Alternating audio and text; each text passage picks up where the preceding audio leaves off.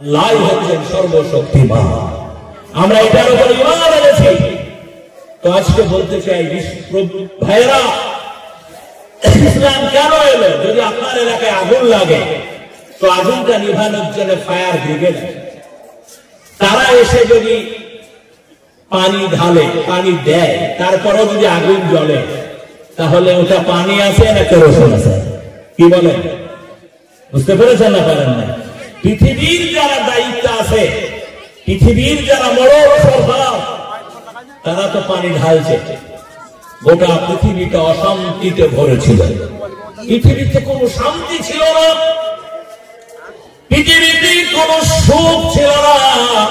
আপনাকে যদি আমি 1450 বছর আগে, এখন মক্কা মদিনা, আপনাদের যিনি আজকের জলসার সভাপতি, তিনি পশ্চিম বাংলার শুধু নয়, বাঙালি মুসলমানদের মধ্যে একজন গবেষকালে জিজ্ঞেস করে দেখবেন, আমি আমার সাক্ষাতে কোনদিন আলাপ হয় নাই, কিন্তু আমি অনেক বই পড়েছি, তার অনেক প্রশ্নের উত্তর শুনেছি।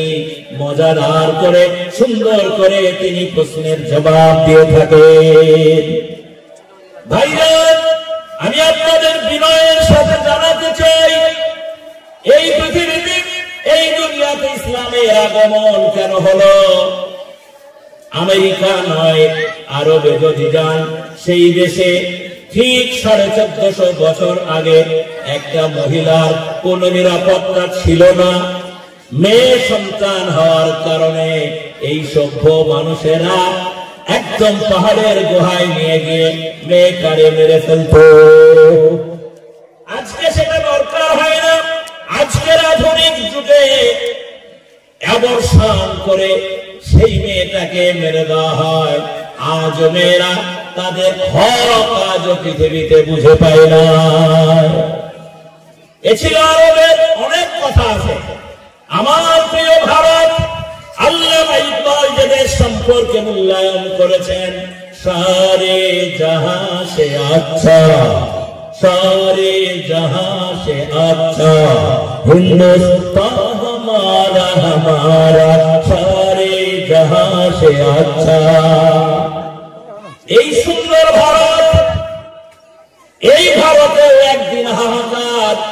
একটি মেয়ে বিয়ে হয়েছে একটি ছেলের সাথে, ছেলেটি মারা গেল। জানি না মেয়েটির কি অপরাধ। সেজন্য এই দেশে 100 থেকে 150 বছর আগে স্বামীর চিতা একটি মেয়েকে, জীবন্ত মেয়েকে সতীত্ব প্রমাণের নামে, ধর্মের নামে তারে পুড়িয়ে মারা হতো। যার নাম সতীদাহ প্রথা, ধর্মের নামে কুসংস্কার এখানে চলত।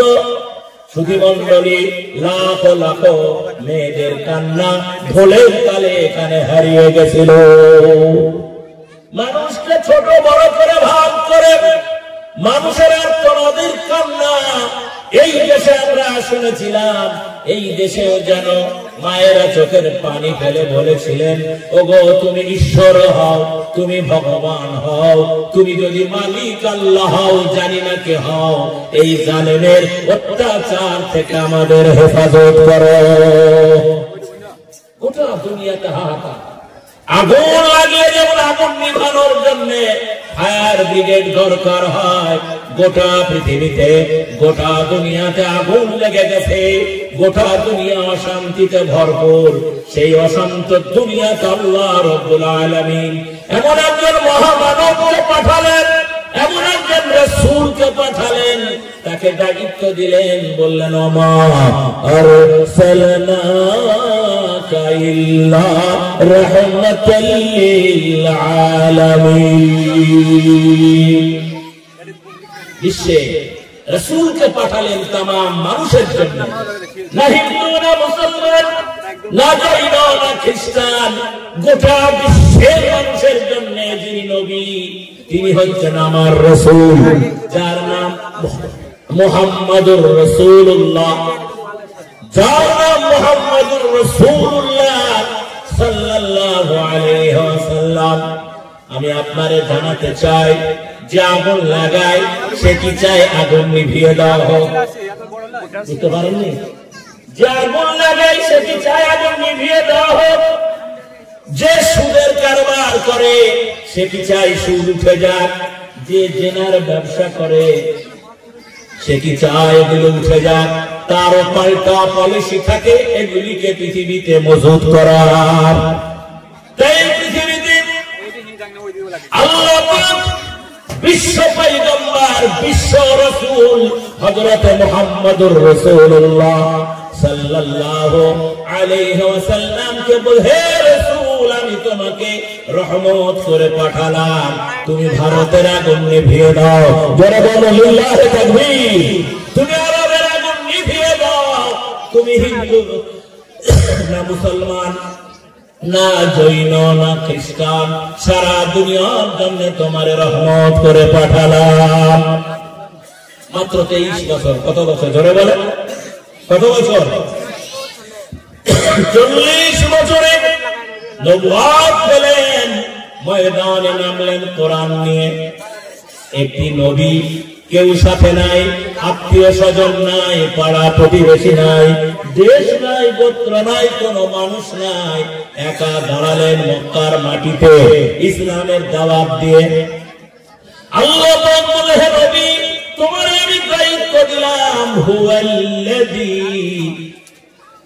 আরসালা রাসূলাহু বিল হুদা ওয়া দীনিল হক লিইয়ুযহিরাহু আলা দ্দীনি কুল্লিহি ওয়ালাউ কারিহাল কাফিরুন। আল্লাহ দায়িত্ব দিলেন ইসলাম প্রচারে। সত্য দিনের নবী কি ঘাবড়ে গেছিলেন?